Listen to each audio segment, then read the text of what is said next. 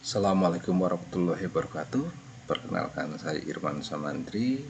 Pada kali ini saya akan mencoba memperkenalkan salah satu program yang sudah saya buat, di mana program ini menggunakan pendekatan program dari Visual Basic versi 6.0 yang berbentuk atau dengan nama Calculator of Nursing, yang memang isinya nanti berisi bagaimana seorang pimpinan perawat bisa menghitung jumlah tenaga keperawatan yang dibutuhkan di dalam satu ruangan.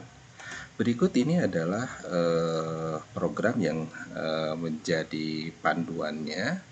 Kita lihat di sini, saya akan coba buka dulu ini program mentahnya dengan menggunakan Microsoft Visual Basic seperti ini. Jadi dalam setiap ini akan muncul suatu rumus seperti ini. Saya coba saya klik yang SDM seperti ini. Nah, di dalam seperti ini ketika kita klik apapun, contohnya rumus umum dan lain sebagainya, maka akan masuk ke rumus yang ada di sebelah kirinya. Termasuk dengan ketika kita ingin menghitung jumlah ketenagaan. Seperti ini. Ini adalah formatnya. Kalau kita klik yang dihitung ini, maka muncullah rumus-rumus seperti ini. Nah, kita coba akan runningkan program ini yang sudah menjadi program yang sudah jadi di dalam program ini, ya. Di mana program ini berbentuk exe, file executable. Jadi bentuknya seperti ini. Kalau kita lihat di dalam Calculator Nursing, atau saya buka juga yang ini, ada kalkulator seperti ini. Dimulai dengan keluarnya login user seperti ini, maka kita tulis username dan passwordnya, gitu ya. Kita masukkan username dan password, dan untuk sementara ini username dan passwordnya masih saya lock, hanya bisa saya yang menggunakan dan orang-orang yang memang saya berikan password dan username-nya. Jadi ketika kita masuk ke dalam OK, akan muncullah program seperti ini, akan muncullah software ketenagaan perawat seperti ini. Nah, software ini terdiri ada beberapa menu, ya. Ada ini menu untuk ruang rawat, lalu untuk ICU dan gawat darurat, dan rumah sakit khusus. Ya, ada rumah sakit khusus. Lalu ada info tentang sekilas dan untuk keluar dari program ini. Untuk ruang rawat, dari mulai peraturan pemerintah, intensif ICU dan GADA, dan rumah sakit khusus, ini berbasis dari peraturan pemerintah yang berhubungan dengan perumasakitan yang ada di Indonesia.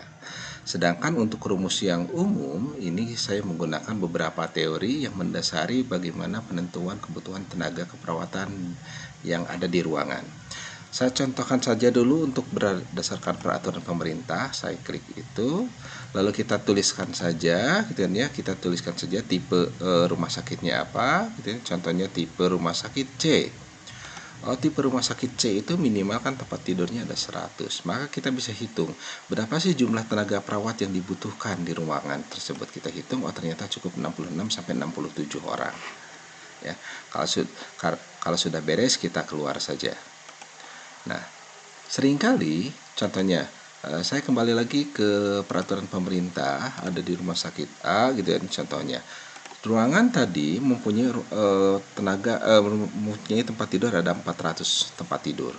Jadi kalau kita hitung, ya, karena tipe A itu adalah satu tempat tidur berbanding satu perawat, maka setiap jumlah tempat tidur maka akan berbanding juga jumlah perawat yang dibutuhkan di ruangan tadi, ya. Begitu juga untuk tipe B, kecuali tipe C dan tipe D itu dua perawat untuk 3 tempat tidur. Nah, perhitungan ini berfungsi atau berguna untuk menghitung tenaga keperawatan secara keseluruhan yang ada di rumah sakit. Tetapi jikalau di ruangan, maka kita perlu menghitung dengan menggunakan rumus ini, ya. Menggunakan rumus ini. Ini saya menggunakan pendekatan dari 2 ahli staffing di dalam keperawatan, yaitu Gillis dan Douglas, di mana setiap kebutuhan ketenagaan dihitung berdasarkan berapa sih jumlah pasien yang ada di ruangan. Nah, jumlah pasien ini dihitung berdasarkan tingkat ketergantungan pasien. Misalnya ada minimal, parsial, total, dan high care. kita tinggal tuliskan saja yang minimal ada berapa orang di ruangan tadi atau di rumah sakit. Ini bisa digunakan baik level rumah sakit atau level ruangan. Saya coba di level ruangan. Oh, ternyata yang minimal care alias pasien-pasien yang memang sudah mempunyai kecenderungan untuk pulang, anggap saja saya tulis ada 10 orang karena pasiennya ini sudah mampu merawat dirinya sendiri. Partial care ini seringkali banyak dirawat di ruangan, ya. Karena memang kondisinya masih butuh bantuan sebagian. Saya contohkan saja ini 25 orang. Yang total care contohnya di ruangan tadi ada sekitar 15 orang. Nah, ini saya contohkan saja sih. Artinya di ruangan tadi mempunyai jumlah pasien sebanyak 50 orang. Nah, dari 50 orang ini dengan komposisi seperti ini, berapa sih yang dibutuhkan tenaganya? Kita tinggal klik hitung, maka kita akan melihat berdasarkan beberapa kategori. Kita bisa melihat untuk jam asuhan langsung kita membutuhkan 175 jam untuk perawatan pasien dalam 24 jam. Lalu tidak langsung butuh 50 jam, pendidikan kesehatan butuh 12,5 jam, dan artinya rata-rata dari asuhan keperawatan ini dibutuhkan 4,7 jam per pasien dalam 24 jam. Nah, berdasarkan formula dari Gilis, ya, dengan 50 jumlah pasien seperti ini, maka dibutuhkan sebanyak 44 orang tenaga keperawatan yang melakukan asuhan keperawatan. Yang terdiri dari 33 orang yang melakukan asuhan keperawatan langsung, 9 orang yang melakukan tidak langsung, dan 2 orang pendidikan kesehatan. Tetapi biasanya ini semuanya dijadikan satu sebagai berdasarkan tugas fungsi perawat yang ada di ruangan, sehingga jumlah totalnya adalah 44 orang. Nah, dari 44 orang ini kita kita bagi menjadi shift dinas. Nah, berdasarkan teori selanjutnya, kita ini dari Douglas, maka dihitung bahwa untuk yang dinas pagi itu ada 13, dinas siang ada 9, dinas malam itu ada 6. Dan sisanya adalah libur. Nah, untuk yang libur ini nanti diserahkan kepada kepala ruangannya masing-masing, apakah semuanya tetap diliburkan atau bisa diselipkan ke dinas pagi, siang, dan malam. Tetapi tetap harus ada yang libur. Karena libur ini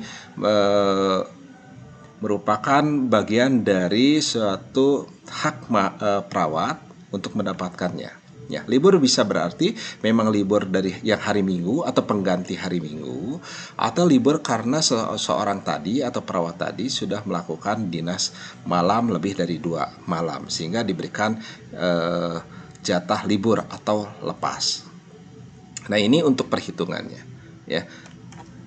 Bisa jadi di dalam satu ruangan itu hanya ada satu tipe pasien yang muncul. Contohnya yang ada di high care. Ya, kita tinggal tulis saja. Kalau di high care berapa sih kita hitung. Ternyata kalau di high care dari 10 orang pasien, maka butuh 16 orang perawat.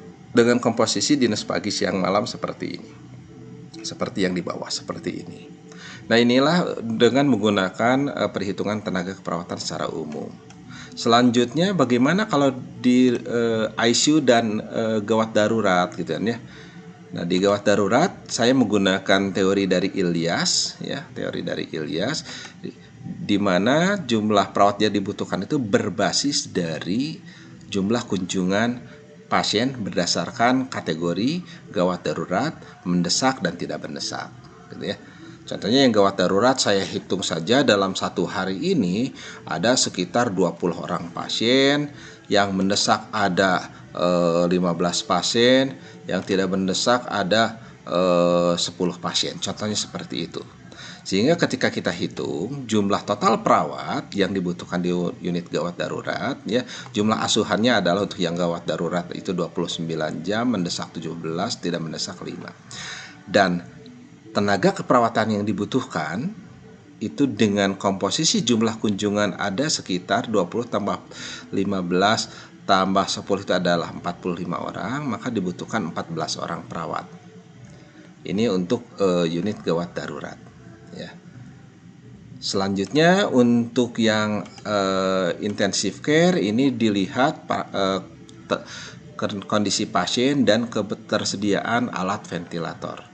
Contohnya kalau di ruangan itu ada perawat yang dirawat tanpa ventilator ada 10 orang dan ada dengan yang ventilator 1 orang, maka kalau kita hitung dengan menggunakan rumus dengan Permenkes, gitu ini Permenkes 178, maka dibutuhkan 6 perawat per shift. Artinya apa? 6 perawat per shift. Artinya ini karena berdasarkan aturan pemerintah ini, untuk yang tanpa ventilator, dua perawat ini untuk mengatasi satu perawat untuk mengatasi 2 pasien. Sedangkan dengan ventilator 1 perawat berbanding 1 pasien. Maka jumlahnya seperti ini. Jadi 10 dibagi 2, 5 tambah 1 adalah 6. Sedangkan dengan rumus Gillis, ini rumus yang seperti yang sudah dikemukakan di rumus umum. Selanjutnya untuk rumah sakit khusus ini ada banyak berdasarkan undang-undang ya, nanti bisa Ibu Bapak cek sendiri, diklik sendiri untuk rumah sakit khusus. Dan selanjutnya ada menu tentang ini info sekilas, yaitu tentang program yang dibuat. Selanjutnya tentang pembuat, yaitu saya sendiri yang membuatnya dan lain sebagainya ya. Dan jikalau sudah selesai menggunakan program ini, Anda boleh klik keluar dan akan muncullah kalimat seperti ini. Saya kira itu untuk program yang sudah saya buat tentang program ketenagaan keperawatan. Semoga bisa bermanfaat bagi dunia keperawatan selanjutnya. Terima kasih. Assalamualaikum warahmatullahi wabarakatuh.